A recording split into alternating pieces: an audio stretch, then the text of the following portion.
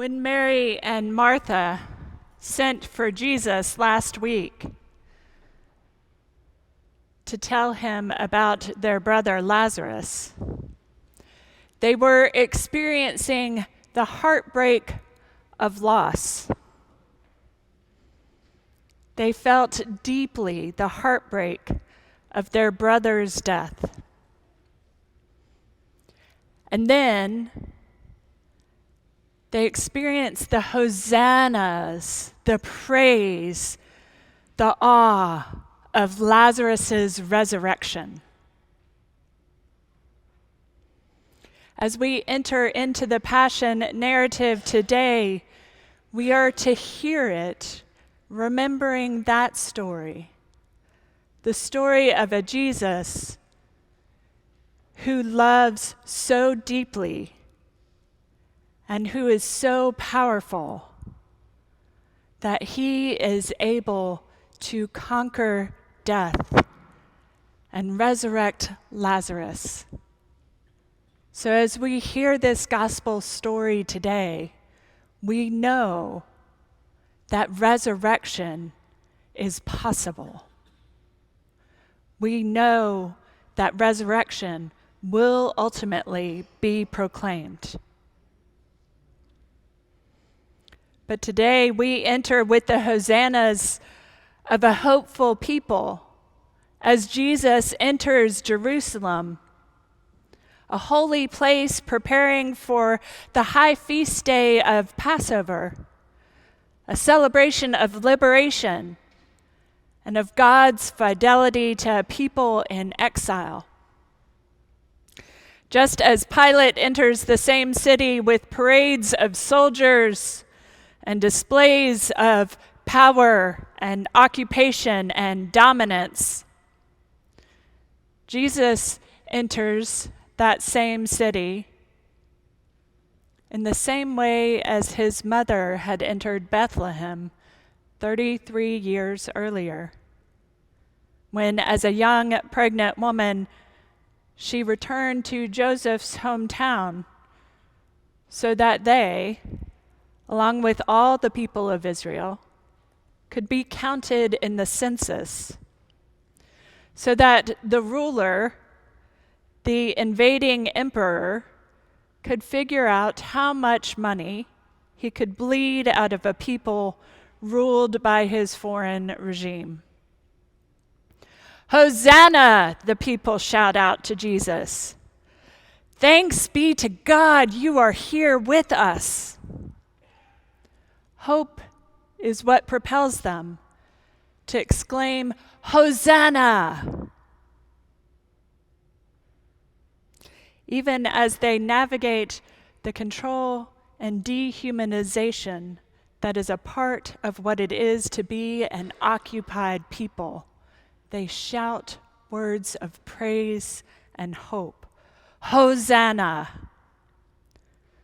The one whom Mary sang about, the one who will bring down the mighty from their thrones and lift up the lowly has come, is with us. Hosanna! And as the events of the week unfold, we move from those hosannas into heartbreak as we see the impact of the evil that comes from domination, from power and control in various forms that lead to our gospel ending with Jesus dead on the cross and the centurion's heartbreakingly late realization, truly this man was God's son. Heartbreak and hosanna. That is what grief gifts us with. It is a complex interplay of life and death, of laughter and love, intermixed with extreme sorrow and regret and loss. That is the complexity of grief. It is the dance that we as human beings learn and relearn to navigate our entire lives. How could this happen? Our hearts cry out. How could I have stopped this? We wonder. What is my complicity in this horrific death? I imagine the disciples sat with these same questions as Jesus died. Why did I shut my eyes to his suffering, lash out in fear, and deny what was happening? Why did I hide in the shadows and shut myself away in an upper room? Why did I abandon him? These were the actions of the disciples from the Garden of Gethsemane all the way through to the tomb.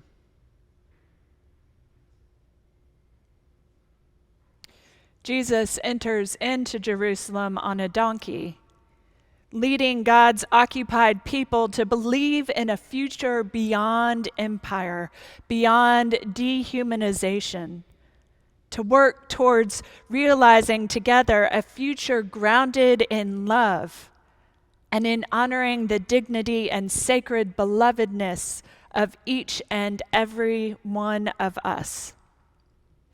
Jesus shows us this is possible when we practice living in such a way as we are compelled to respond from a place of love and don't allow our fears to drive us.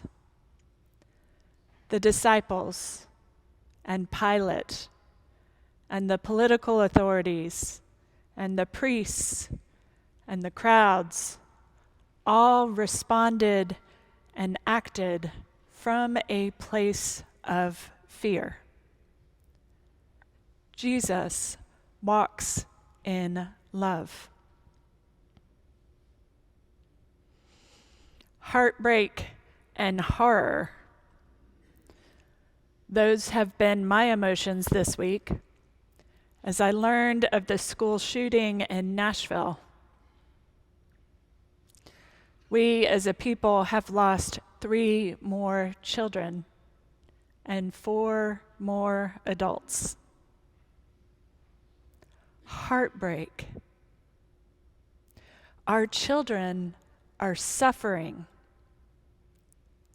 They have a right to live in a world where they can safely attend school and not have to worry about whether they will come home at the end of the day. We, like the disciples, are called to reflect upon our own actions or inactions in the face of this grief. How could this happen? What is our complicity in these horrific deaths? How do we shut our eyes to their suffering? How do we lash out in fear or deny what is happening? Where are we hiding in the shadows and shutting ourselves away in an upper room? Why do we continue to abandon our children to this violence? The cross compels us to sit in the full depth of our heartbreak and Hosanna as we come to face what got us to this moment, to this place where we are willing to sacrifice a human being, a beloved child of God.